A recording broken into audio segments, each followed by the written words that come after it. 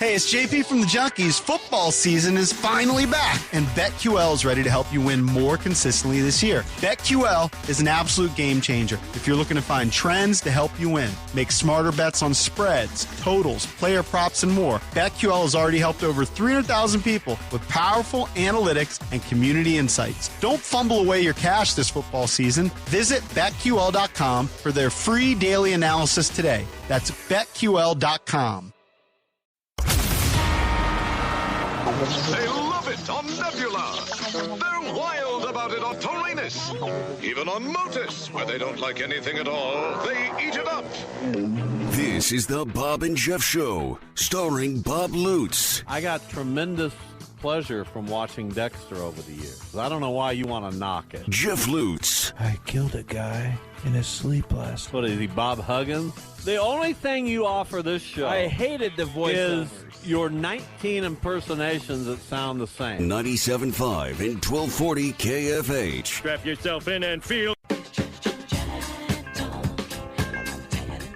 All right, welcome back. Hour number 2, the Bob and Jeff Show, KFH Radio. We'll be playing a game a little bit later in the show, but right now Roger Wallace from KXAN Television in Austin, where he is the lead sports anchor and has been for close to 50 years now, right, Roger? Yeah, 52 to be exact. It seems 29. Like. Of course, Roger, formerly of Cake Television right here in Wichita, and has been in Austin now for a while and part of the University of Texas broadcast team. So let's jump right into the University of Texas football team. They are, without a doubt, the favorites. Maybe K-State will get some love there, but I think most people would pick Texas as the favorite. When that's been the case in the past, they haven't always come through. What makes them more likely to do so in 2023? Yeah, well, I mean, the favorite because I think what they return, and a lot of people point to maybe some of the skill positions, but I start with the offensive line because not often do you return 5 starters on the offensive line, including a potential preseason All-American at left tackle. But they think Quinn Ewers has made big jumps. He's got a bunch of receivers. We'll see who can fill in for the guys in the backfield, Bijan Robinson and Roshan Johnson, but they've got a bunch of them. And, they start with a pretty good middle linebacker on defense. My question to you, Bob, is this it? Are we done after this year because, the whole SEC thing? Well, unless we start doing SEC previews, I don't know. Man, that hurts. Well, that's tough. Maybe I'll move to Biloxi, and we can do it That's that tough. way.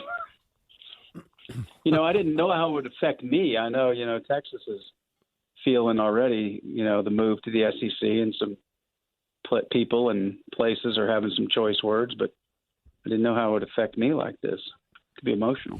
How does it affect you? I mean, this has been now you've had a long time to prepare. Got to go to a lot of different It's, places all of a sudden. Yeah, for sure. No more drives But, up I-35 for you. That's right. Manhattan gets the direct flight from Dallas several years ago. That was a huge thing. And now, that's not going to matter anymore. But, Starkville, Mississippi, nothing like it. That's what I hear. Gotta love it. So, Roger, we talk about Texas. The joke is Texas is back. Every year we start saying that, and ultimately it seems like they disappoint. So what do you think has been missing? The talent has been there. The coaches they've had, Charlie Strong, Tom Herman, Steve Sarkisian, they're not slouches. Didn't work out for a couple of them there. But why do you think it ends every year in disappointment for Texas? Yeah, I'd love to be able to point to one thing, but now we're going back to 2009. So this is, we're working on a decade and a half of 1 10-win season. So there's been a lot of things. I think there was some dip in recruiting. I think they went through a stretch where they were so good at quarterback in that run from Mac, and then they were inconsistent at quarterback. They got that 2018 season to the Big 12 title game, only to lose to Oklahoma that time. So, it's a lot of things. Bottom line is they've had chances in big games, and haven't been able to do it. Last year they had two great chances in Stillwater and in Austin against TCU. Either one of those games go their way, and they're playing for a Big 12 championship. And they do it in odd fashion against TCU in a really low-scoring game. So, 2 years ago it was blowing double-figure leads. Last year it was just missing out on a couple of key games after, what they did to Oklahoma. Granted, you didn't have a quarterback.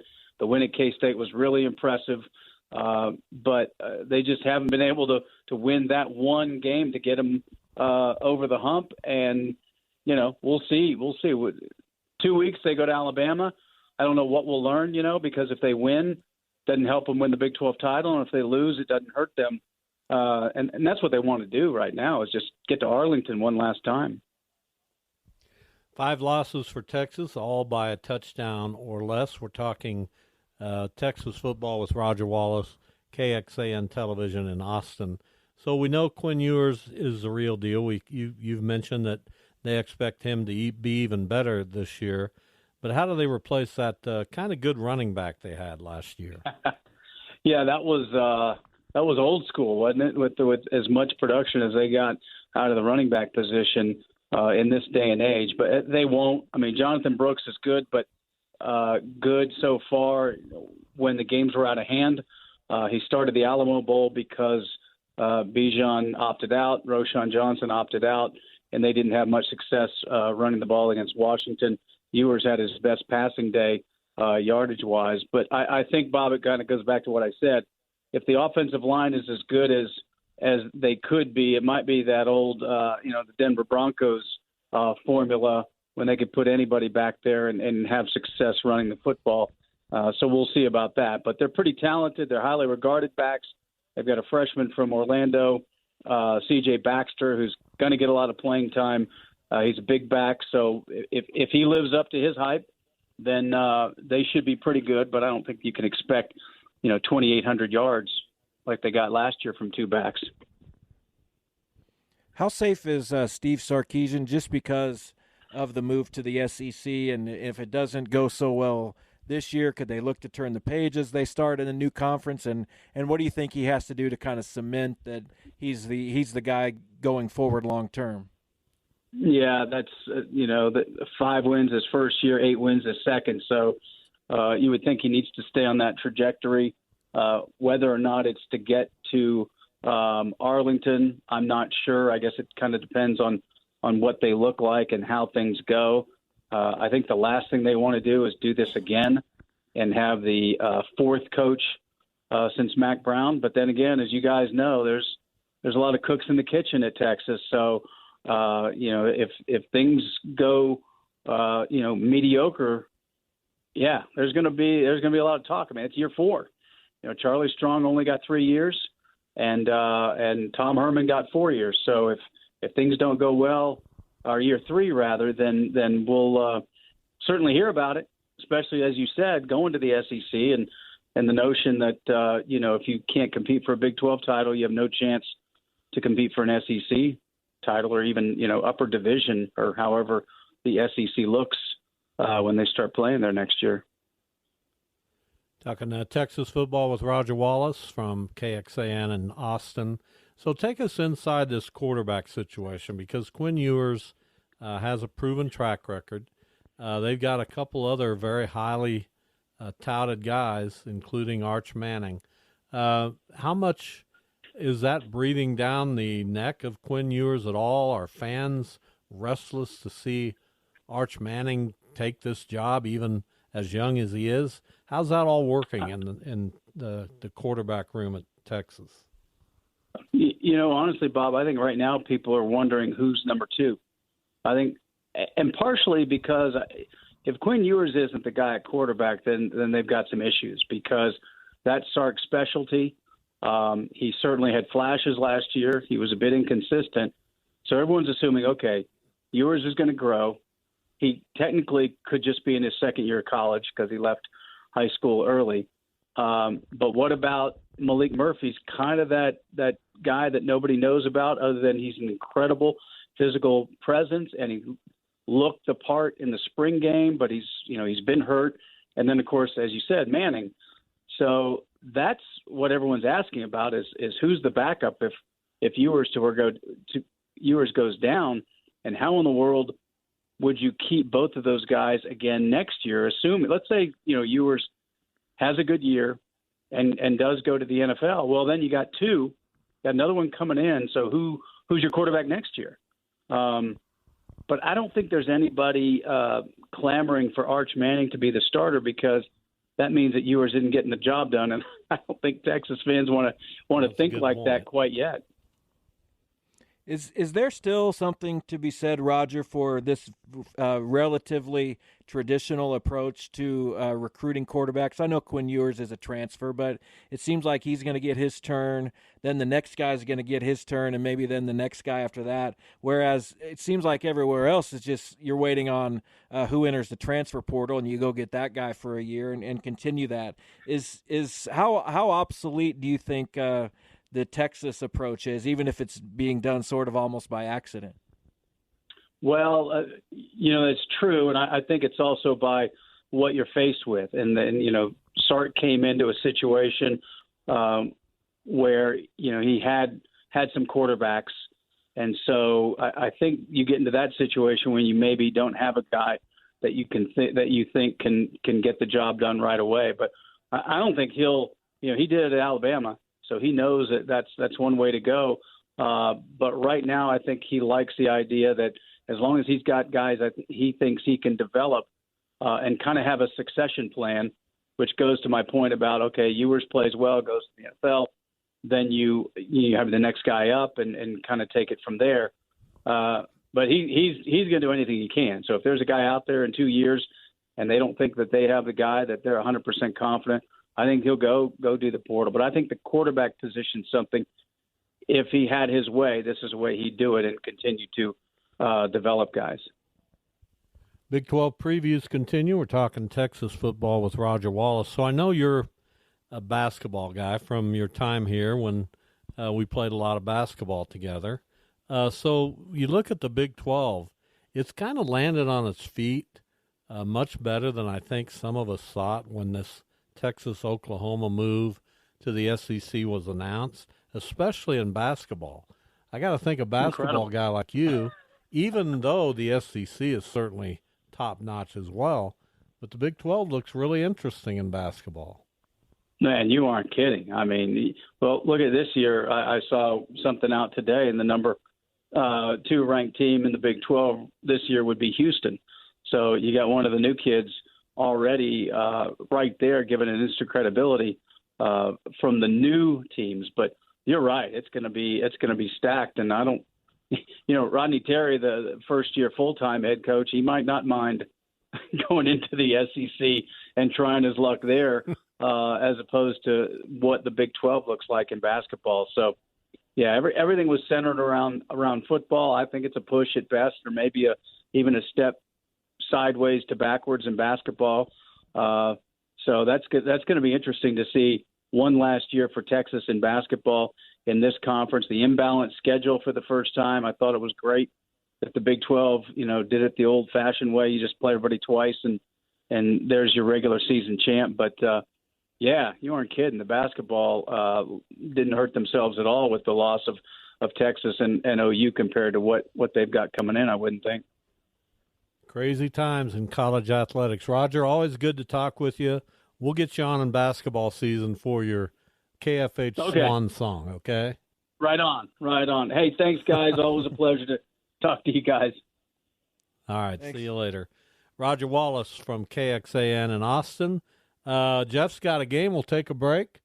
Give it let it breathe a little bit. We can let it breathe, maybe. Maybe if I have any knowledge.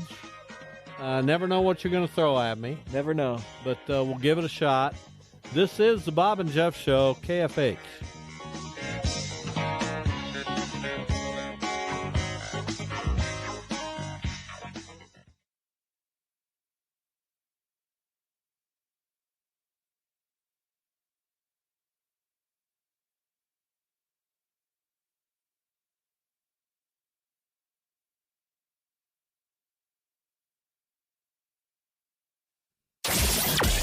This is the Bob and Jeff Show on 97.5 and 1240 KFH.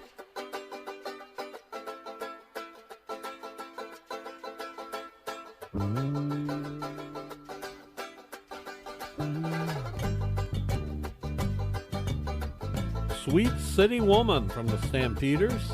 We continue. Thank you. Well, that was awful. No, it was. That was awesome. That's really not a good sound. I thought it was fine.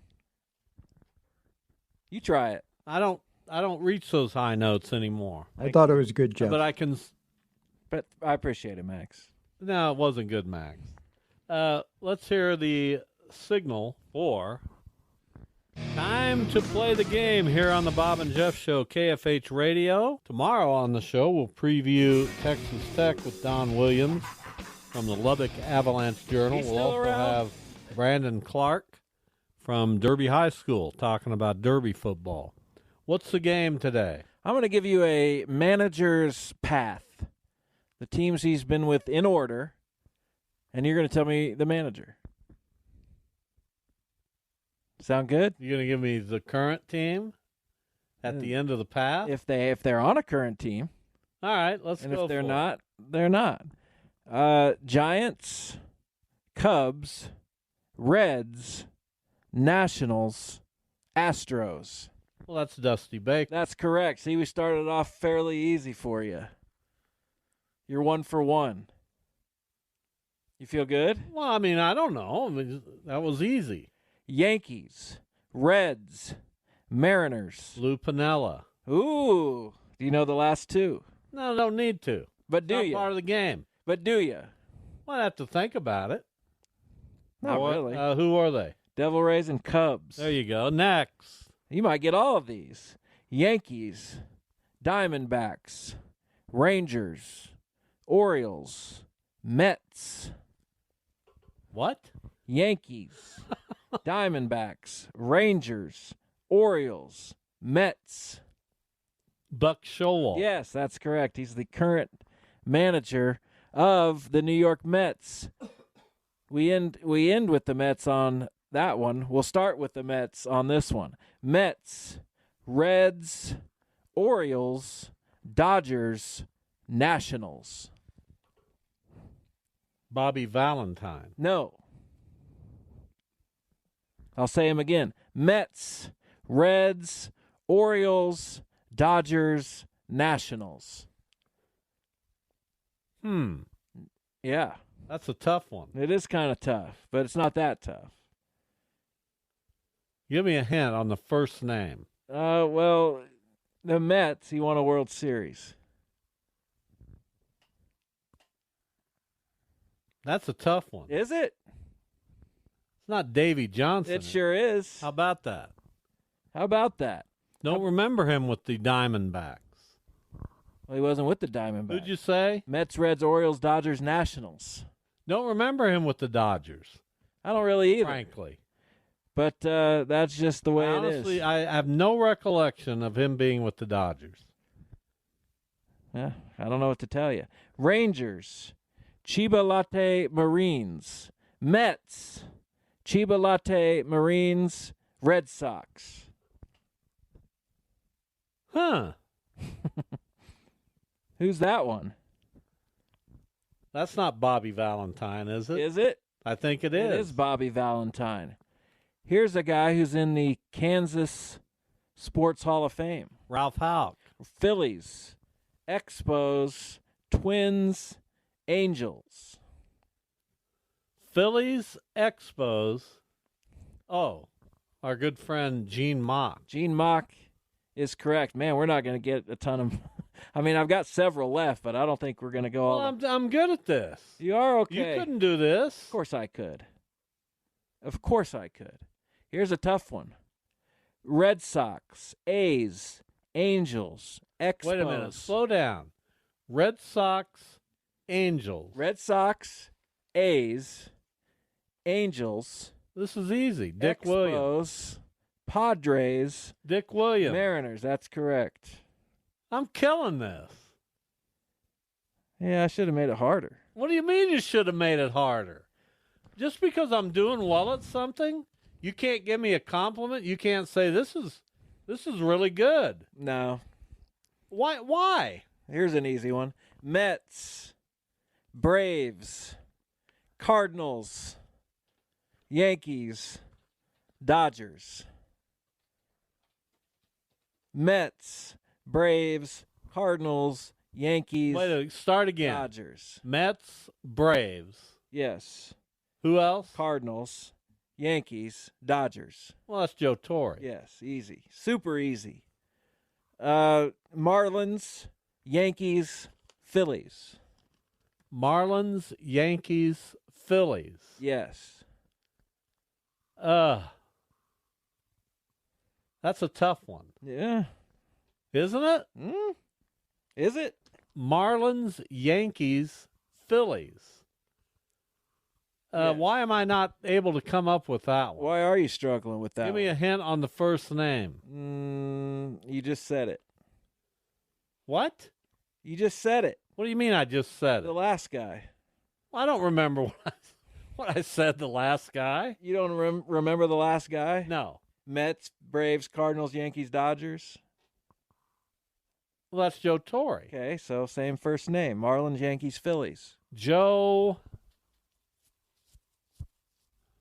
Why am I struggling with that? I don't know. Who is it? Joe Girardi. Oh, for crying out loud. What's wrong with me? I don't know. How about this one? Padres, Red Sox, Rangers, Cubs. Padres. Who else? Padres, Red Sox, Rangers, Cubs. I don't know. Well, Give me a hint. he's deceased. He very famously managed the Red Sox and the Cubs. Padres and Rangers, more blips on the radar, it seems like. He was with also the Yankees for a long time, not as a manager. Don Zimmer. Yes. That is correct. Here are a couple tough ones to sort of close it out. I can do others, though, if you want me to. Angels, White Sox, Phillies, Blue Jays. Jim Fregosi. Well done. How'd you get that one? Well, because I know he was with the Angels, the White Sox. I don't And, remember Fregosi with the White Sox. Yeah. And he's spent some time in the Cardinals organization. Never the manager of the Cardinals, but spent some time in the organization. Padres, Cubs, Mariners, Nationals, Reds. It's a tough one. This guy's a lifer. Huh. Probably been everywhere. As a coach, some kind of instructor maybe. Padres. Cubs. Cubs have had a million managers. They have. Mariners, Nationals, Reds. What was that guy's name? Jim Fry. Jim Riggleman. Jim Riggleman. That's who I meant. Are you sure? But I got confused with Jim Fry. Not even close. Jim Riggleman is who I meant. I think of them in the same way at times. You do? Yes. I absolutely do. I don't know. Are they even similar? All right, let me give you a couple. All right, try to give me a couple. I won't look. I haven't had time to work on this, so I can't do it. You can't? Nope. Just go to Baseball Reference and managers Well, I wish it was that easy. and pick one of the guys. That's all I did, All right, let's do it right here. was just picking a guy. All right, here you go. Here's your first guy. All right. Um, You could even do it with players if you want to. Expos Giants. Felipe Alou. About time you got one. We call him Felipe sometimes. Yeah, formerly the manager of the Wichita Wranglers. You're more than welcome. Actually, the Wichita Arrows. You're more than welcome to do this with players as well. I'm not doing it with players. Well, you can because I'm awesome at it. No, you're not. Yes, I am. No, you're not. I absolutely would dominate. You're not that good. As long as you don't give me the super obscure guys. All right. There aren't any. You picked all the guys that have managed teams, so it's hard to come up with. Give me a few players. No, I'm not giving you players. Fine. You know that I'm going to dominate, and you're mad. I'm not giving you players. That's not how I operate. Well, that's your choice. All right, here's one. A manager or a player? Manager. Okay. Brewers, Phillies, White Sox, Red Sox. What were the years he managed? 1901 to 1922. Brewers? There were no Brewers in 1901. Yeah, there were. He managed them. No, there were no Brewers. They were Milwaukee. They Braves? They say Brewers here on his name's Hugh Duffy. Didn't get that one, did you? No, I sure didn't. Yeah. So maybe you're not so good. I guess not. My bad, Hugh and his family, who must be absolutely distraught. Here's one for you. Well, Rangers, Angels, Royals, Cardinals. it's got to be Whitey. Of course it's Whitey. How can you hesitate? Whitey Herzog. Whitey Herzog, one of the greats to ever do it. He's good. Here's another one for you. All right, hit me. This may not be good. I need more time to. Well, who cares? Okay. Royals, Devil Rays. Matt Quattaro. Hal McRae. See, you're not so good. And Matt Quattaro wasn't a manager. Hal McRae managed the Devil Rays? That's correct. Well, good for him. So maybe you're not I don't remember that at all. Did he rip any phones out of the wall while he was managing the Devil Rays? Here's one for you. Okay. Nah. Come on, He man. only managed two teams. What were they? Reds, Marlins. Reds and Marlins, Jack McKeon. Tony Perez. What? I'm telling you. Tony Perez. Well, Marlins? Yeah, he managed the Marlins. Didn't Jack McKeon go the same path? He managed a bunch of teams. The Royals, maybe? Ton of teams. All right. I mean, Jack McKeon managed forever. And your history knowledge is not that good.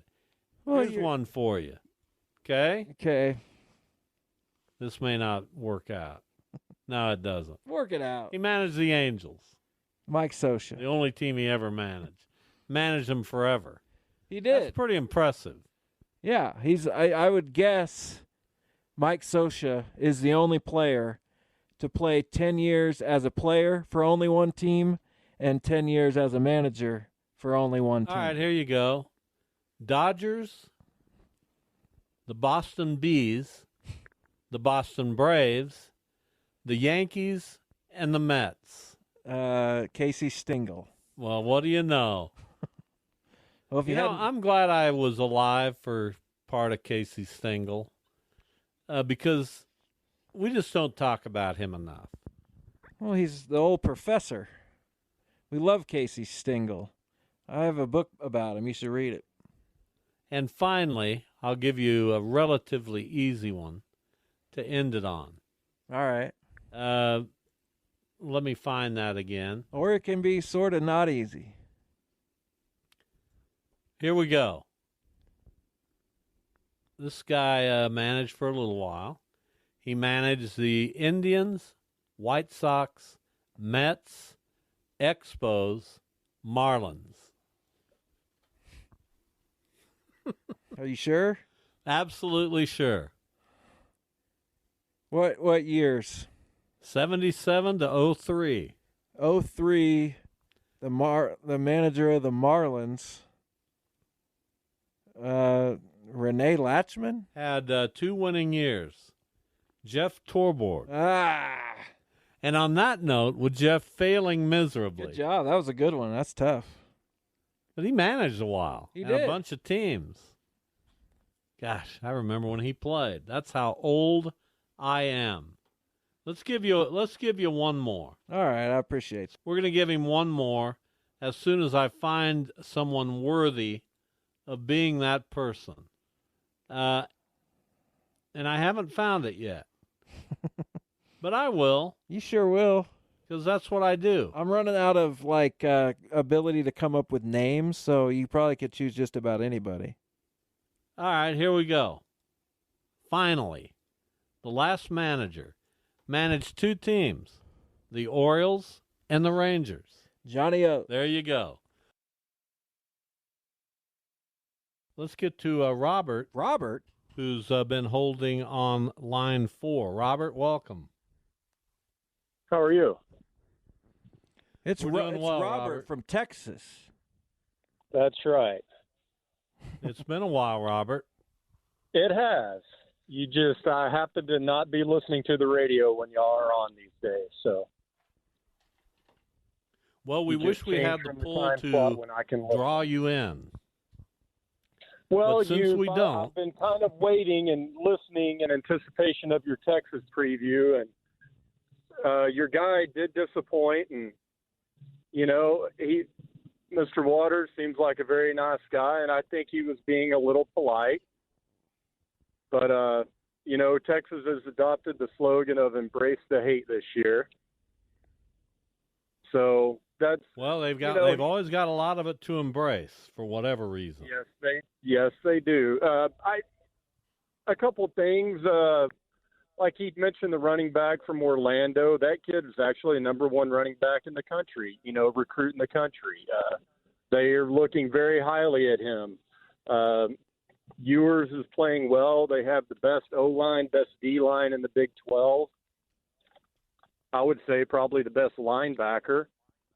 I would take Texas's secondary and wide receivers over everybody else's. Not to say there aren't good teams out there. K-State scares me a little bit.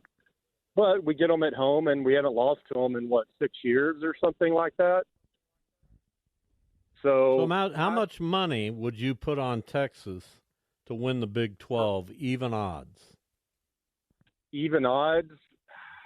Whatever you're comfortable betting, I guess. But if I was going to make a bet on any team, it would be Texas, and I would give you odds on it. How about that? I think K-State is going to be a load. We'll see. I think Texas is going to be good, too. And outside of those 2 teams, I'm not sure who can break through. Yeah. My issue with K-State is I think they lost quite a bit on defense. I like Will Howard. But they released their starting defensive line. They seem pretty small across the D line there. That would give me a little bit of pause if I was K-State. Time will tell. My feeling is that if Texas doesn't win it this year, they'll never win it, and I think that will be an accurate statement because they're done in the Big 12 after this year. Well, that's what we look for look to you for, Bob, is, just bits of knowledge and foresight. Straight like facts. Yeah. Robert, good to hear from you. Yeah, good for here to y'all, and I plan on trying to call in as Texas rolls through their last thing in the Big 12 and, stomps all the basketball schools that nobody else wanted. That'll be fun. We look forward to that, and if you go missing, we'll know it's because of Texas. I look forward to you calling either way, Robert. All right, thank y'all. Thanks. There's Robert, whom we haven't heard from in a good long time, but now that we're nearing college football season, we hope to hear from him more often. And that Texas football preview brought to you by Pink Floyd. Called Roger Wallace Mr. Waters. It's funny. Go ahead. Just didn't do a thing. Just dead air. David Gilmour will be previewing Baylor next week. That's not funny. Is this really your attempt? Yeah, I think I got it. But you're laughing. I think I got it. I think I nailed it. Well, it's not even funny. Max, who do you hang out? No, Max. Quit relying on Max. But I know what he thinks is funny, and I know he thinks that's funny. He'll be here. I'm never going to ask Max what I almost asked him right there. I'm not going to put him on the spot as to who is funnier on this show. Well, I'm not going to ask That's him. a runaway. I'm not going to put him in that spot. I'm not going to create tension. That's not what Max signed up for. All right. He's here to be our producer and our engineer and not to soothe the egos of either one of us. That's part of being a producer. Well, that's not his job. Is not to You don't think Alvin DeLauro address your massive insecurity. You don't think Alvin DeLauro soothes the ego of one Jim Rome? Well, I don't know what he soothes, but I'm not going to ask Max because you walk in here daily, not believing in yourself, questioning if you got what it takes. After you just said that stunk, I hated everything about. Questioning whether you have what it takes to be on a daily show. No, with I know me. I have what it takes. I don't blame you. It requires a lot.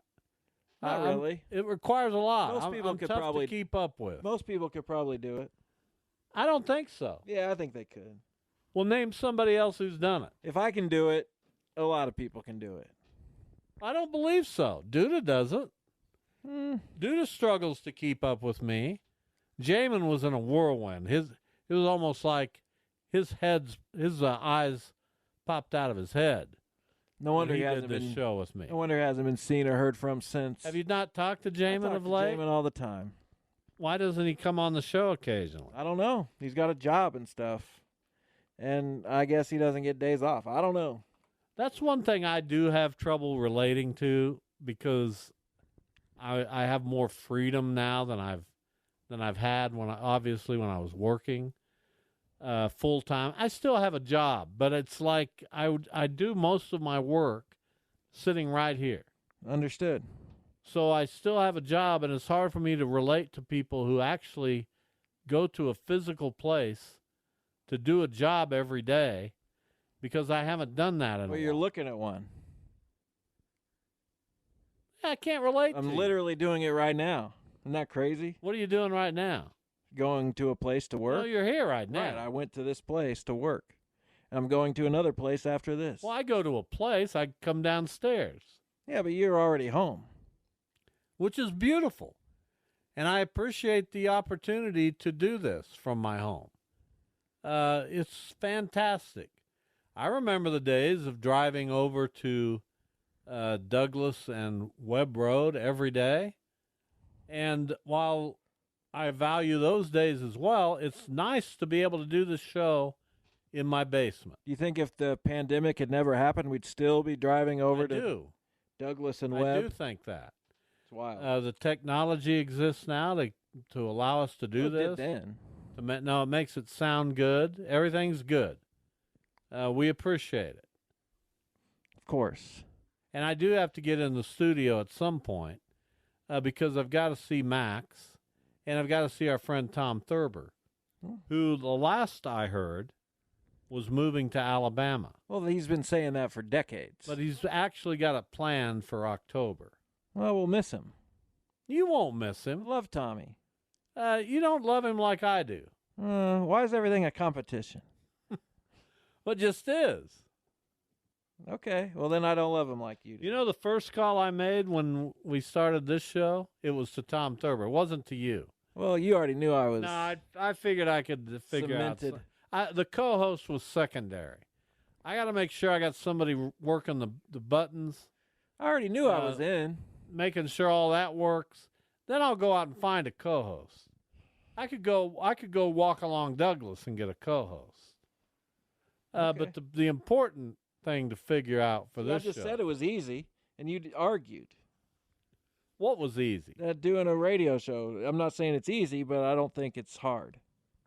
Well, I think it's hard. I think a lot of people could do it. It's not this job, not the job I do. Oh, I could. And again, if I could, anybody could. Let me explain something to you. One of the things you strive for, whenever you try to do something like this, is to be relevant and to be interesting and to draw in people, right? I just want to be entertaining. When's that going to start? Interesting, relevant, When do you plan to start that? 7 years ago. You know what? The listening audience, that's exactly their reaction. Well, then why are we when doing they this heard show? you say you want to be entertaining, Maybe we should just stop the show then. I just heard everybody in the world out there say, when's he going to start? Yeah, maybe. Now, me, entertainment, Very, no, just couldn't even come up with the word. I was going to say boring. I'm very But boring. that seemed harsh. Nobody's ever called me boring and lived. No one's ever called me Tell about it. boring. I didn't call you boring. I'm just saying. I think that's something we have in common. We give it our best shot here every day, except when we're preempted by the Royals, which that doesn't happen this week. So coming up tomorrow, as I said, Don Williams breaking down Texas Tech, Brandon Clark talking about Derby football. We'll see if Mike Furchess can join us. Thursday, we've got our first picks. Friday, Joanna Chadwick Wow. from Vibe Magazine will be on as we talk about high school football. We'll also preview KU and K-State. Lots more coming up this week. We hope you'll be listening. Everyone, have a good night.